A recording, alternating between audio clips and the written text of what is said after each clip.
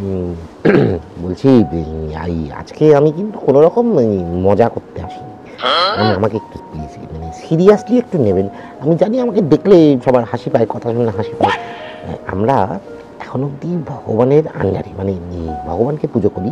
এটা খুব ভালো হয়েছে। কারণ যদি বাই চান্স ওরা জিতে যেত, শয়তান বা ওই অসুর দল, তাহলে কি হতো? তাদের পুজো করতে হতো, তাদেরকে খুশি করতে হতো। কিন্তু কিন্তু তারা আমাদের মধ্যে রোজ চাইতো যে সবার সমস্যা হোক, মানুষের খুব সমস্যার মধ্যে মানুষ কাটাক। মানে মানুষের তখন মারণ রোগ, মাঝে মাঝেই একটা কোনো এমন একটা রোগ চলে আসতো, অনেক মানুষ মরে যেত, বন্যা, তারপরে কত কিছু হতো, দুর্যোগ যেগুলোকে বলে। তারপর তারপরে হচ্ছে মানুষের মানুষের লড়াই, বিভেদ।